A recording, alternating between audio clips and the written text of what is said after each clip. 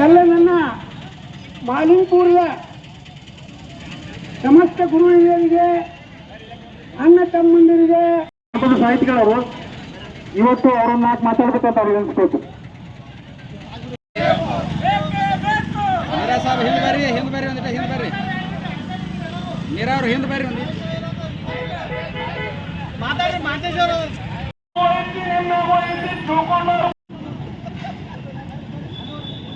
ಈಗ ಈ ಹೋರಾಟವನ್ನು ಕುರಿತು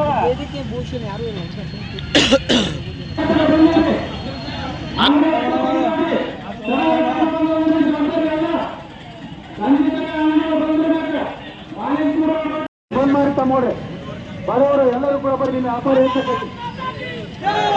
ಬರ್ರಿ ಬರ್ರಿ ಬರ್ರಿ, ಯಾರು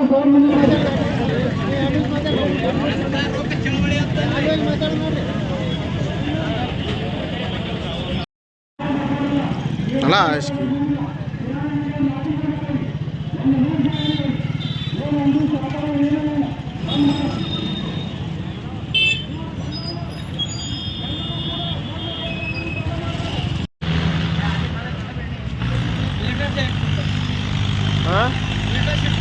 ಸಮಿತಿ ಅಡಿಯಲ್ಲಿ ಪುರಸಭೆಯ ಸದಸ್ಯರ ಶೇಖರ್ ಅಂಗಡಿ ಅಂತ ಹೇಳೋದು ಈಗಾಗಲೇ ತಾಲೂಕು ಹೋರಾಟ ಒಂದು 1000 ದಿನಗಳವರೆಗೆ ಹೋರಾಟವನ್ನ ಮುಗ್ಧತೆಯಿಂದ ಮಾಡ್ಕೊಂಡು ಬಂದಿದ್ದೀವಿ.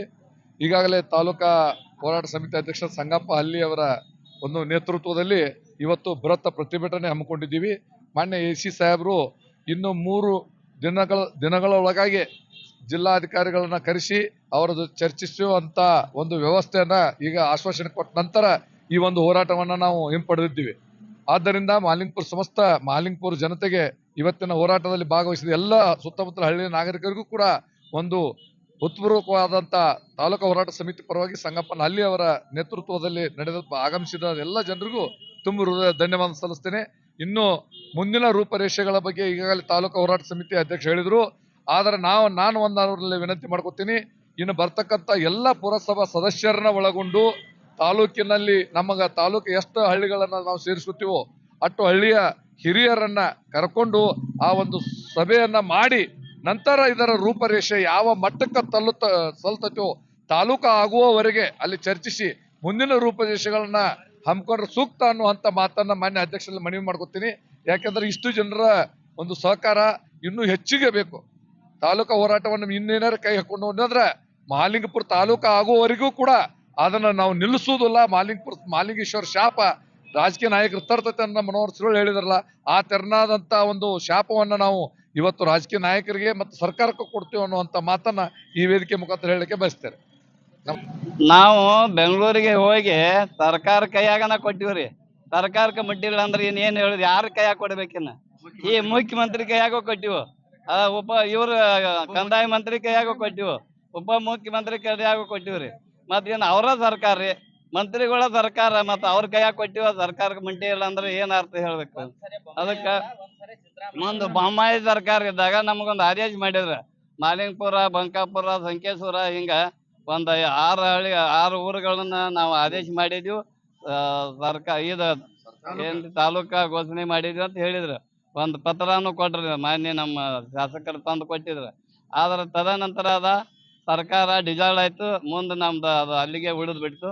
ಆಮ್ಯಾಗ ನಾವು ಸಿದ್ದರಾಮಯ್ಯನವ್ರಿಗೆ ಭೇಟಿ ಆದ್ವಿ ವಿರೋಧ ಪಕ್ಷದ ನಾಯಕರಿದ್ದಾಗ. ಅವ್ರು ಏನ್ ಹೇಳಿದ್ರು, ನಾವು ವಿರೋಧ ಪಕ್ಷದ ನಾಯಕ ಅದಿದ್ದು. ಈಗ ಮುಂದಿನ ದಿನಗಳಲ್ಲಿ ನಮ್ಮ ಸರ್ಕಾರ ಬಂದ ಕೂಡಲೇ ನಾವು ಮಾಲಿಂಗಪುರ ತಾಲೂಕಾ ಘೋಷಣೆ ಮಾಡ್ತೀವಿ ಅಂತ ಮಾತು ಕೊಟ್ಟಿರು. ಅದೇ ರೀತಿ ಸರ್ಕಾರ ರಚನೆ ಆಗಿ ಸಿದ್ದರಾಮಯ್ಯ ಸರ್ಕಾರ ರಚನೆ ಆಗಿ ಒಂದ್ 2 ತಿಂಗಳದಾಗ ಮತ್ತೆ ಮಾಲಿಂಗಪುರ ಮಹಾಜನತೆಗಳನ್ನ ಕರ್ಕೊಂಡು ಹೋಗಿ ನಾವು ಸಿದ್ದರಾಮಯ್ಯ ಸಾಹೇಬರಿಗೆ ಮನೆಗೆ ಉಮಾಶ್ರೀ ಅವರು ಇದ್ರು, ಇಲ್ಲಿ ಎಲ್ಲ ನಮ್ಮ ಲೀಡರ್ಸ್ ಇದ್ರು. ಹೋದಾಗ ಮಾತ್ರ ಏನಂದ್ರ ಸಿದ್ದರಾಮಯ್ಯನವರು ನಮಗೆ ಟೈಮ್ ಕೊಡ್ರಿ, ನಾವು ಮಾಡ್ತೀವಿ ಅಂತ ಹೇಳಿ. ಅದೇ ರೀತಿ ಕಂದಾಯ ಮಂತ್ರಿ ಅವ್ರಿಗೆ ಭೇಟಿ ಆದ್ವಿ, ಅವರು ಮಾಡ್ತೀವಿ ಅಂತ ಮಾತು ಕೊಟ್ಟಿರು. ಈಗ ಮಾನ್ಯ ಪುಡಾಟ ಬಂದಾಗ ಇಲ್ಲಿ ಬಂದಾಗ ನಾವ್ ಎಲ್ಲರೂ ಕೂಡಿ ರೋಡ್ಗೆ ಬಂದ್ ಮಾಡಿ ಅವ್ರಿಗೆ ಭೇಟಿಯಾಗಿ ಕೇಳಾಗಿ ಅವ್ರು ಇಲ್ಲ, ನಾವು ತಾಲೂಕಾ ಮಾಡತ್ತೀವಿ, ಆದ್ರ 1-2 ಮಾಡಾಕ್ ಬರೋದಲ್ಲ, ಮಾಡೋರ್ ಅದೀವಿ, ಮಾಡುವವರೆಗೆ ನೀವು ಶಾಂತ ರೀತಿಯಿಂದ ಇರ್ರಿ ಅಂತ ಹೇಳಿ ಮಾತು ಕೊಟ್ಟೋಗ್ಯಾರ.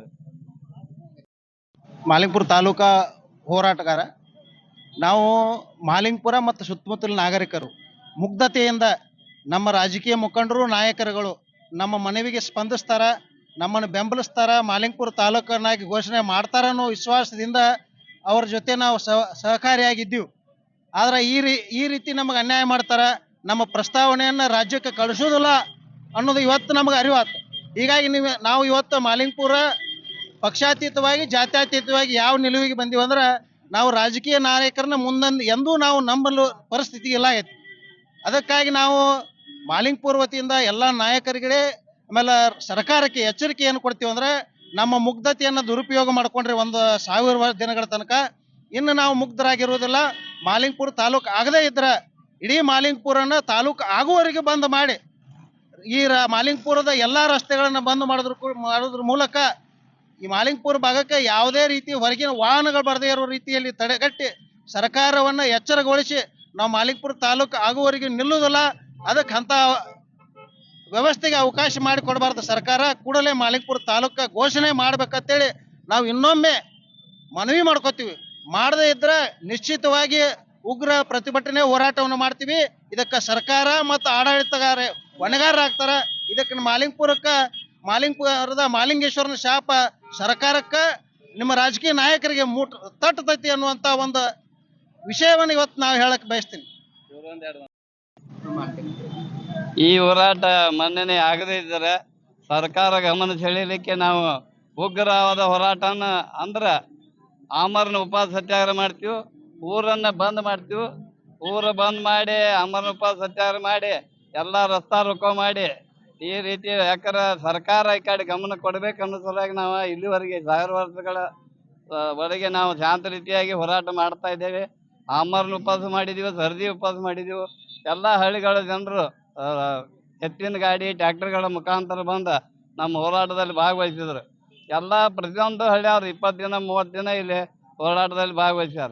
ಆದ್ರೆ ಇನ್ನುವರೆಗೆ ಸರ್ಕಾರ ಎಚ್ಚೆತ್ತುಕೊಳ್ಳದೆ ಇದ್ದರೆ ನಾವು ಉಗ್ರವಾದ ಹೋರಾಟ ಅಂದ್ರೆ ರೋಡ್ ರಸ್ತಾ ರೋಕೋ, ಊರು ಬಂದ್ ಮಾಡೋದು, ಎಲ್ಲ ಗಾಡಿಗಳನ್ನ ಸರ್ಕಾರಿ ಬಸ್ಗಳನ್ನ ಬಂದ್ ಮಾಡಿ ಉಗ್ರ ಹೋರಾಟ ಕೈಗೊಳ್ತೀವಿ ಅಂತ ಹೇಳಿ ನನ್ನ ಮಾತು. ನಿರಂತರ ಹೋರಾಟದಲ್ಲಿ ಅನೇಕ ಶಾಸಕರೇ ಆಗಲಿ ಸಚಿವರಾಗಲಿ ಎಲ್ಲಾ ತರದ ನಾಯಕರೇ ಆಗಲಿ ಒಂದು ಮನವಿ ಪತ್ರ ಕೊಟ್ಟಿದ್ರು. ಅದು ಹೋಗಿ ಸರ್ಕಾರಕ್ಕೆ ಮುಟ್ಟಿಲ್ಲ ಅನ್ನೋದು ಸ್ಪಷ್ಟನೆ ಆಯ್ತು.